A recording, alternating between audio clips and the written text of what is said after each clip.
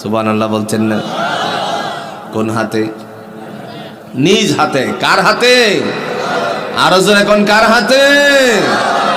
আল্লাহর হাতে। এখন প্রশ্ন আমাদের, আল্লাহর কি হাত আছে নাকি? কথা কোন নাকি? আছে?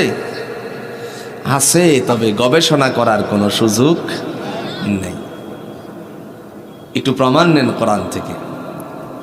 আমাদের প্রকাশ্য শত্রুর নাম কি ভাই? আরো জোরে নাম কি? শয়তানকে কেন্দ্র করে আল্লাহ বলছে। হাত আছে কিনা সেটা বোঝানোর জন্য বলছে।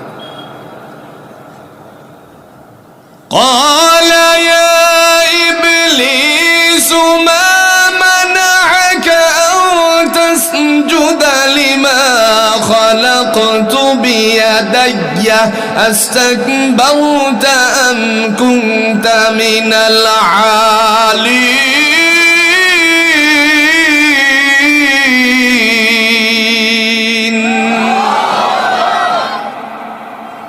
আল্লাহ বলেন, হে ইবলিস, ওরে দুষ্ট, মা মানাআকা আন তাসজুদা লিমা খালাকতু বিয়াদাইয়া, আমি যে স্বীয় হাতে, আপন হাতে, আমার নিজ হাতে আদমকে বানানোর পরে সেজদা করার কথা বললে তরে কোন জিনিসে সেজদা থেকে দূরে সরালো?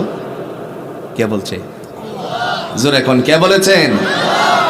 তার মানে হাতের কথা বলছেন কে? আরো আসেন। تبارك الذي بيده الملك وهو على كل شيء قدير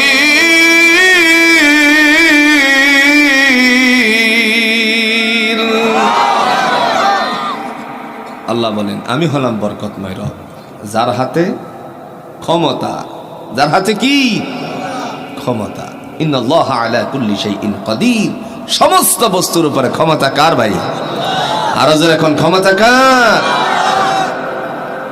সে আল্লাহ রাব্বুল আলামিন ডেকে বলেন, বান্দারি বডি স্ট্রাকচারটুকু আমি নিজ হাতে বানালাম, কাহারও চেহারার সাথে আমি চেহারার কোনো মিল রাখিনি। তিনি কত বড় কারিগর, কত বড় আল্লাহ, কত বড় মহান তিনি। এমনিতেই তার নাম রহমান রাখেন নাই ভাইজান। আল্লাহ বলেন, আমি নিজ থেকে তোমার জন্য বডির স্ট্রাকচারটারে তৈরি করেছি। একটু ধারণা দিলে সহজ হবে। এটার নাম কি?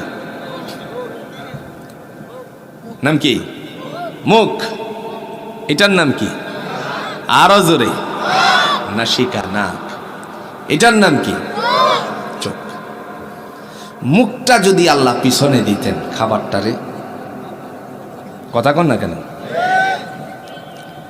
রব্বে কারিম ডাক দিয়া বলেন, বান্দারে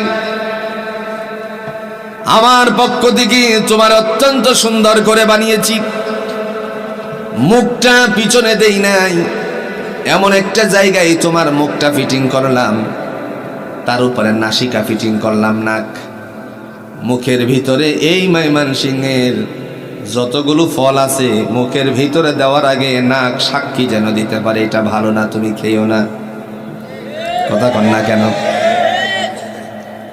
ময়মনসিংহের যেই সমস্ত ফল আছে গাছে গাছে, মুখে দেওয়ার আগে নাক যেন সাক্ষী দেয় এই ফলটা অনেক ভালো, খাও।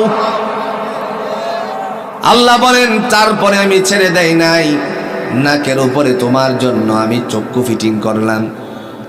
চোখটা কেন দিলাম রে বান্দা?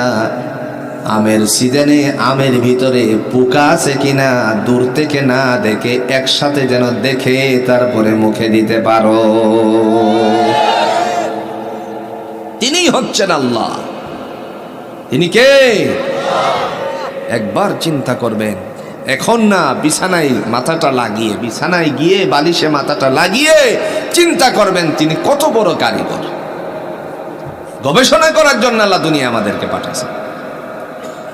এরপরে আল্লাহ বলেন, বান্দারে নাকটা দিয়ে ছেড়ে দেই নাই, নাকের ভিতরে আমার পক্ষ থেকে ছোট্ট ছোট্ট কিছু নুমের ব্যবস্থাপনা করলাম। মনে করতে পারি মনে হয় এগুলো অনার্থক, আল্লাহ সৃষ্টি করছেন। এটা কেন সৃষ্টি করলেন? সায়েন্সওয়ালাদের দৃষ্টিভঙ্গি আজকে এইদিকে চলে গেল।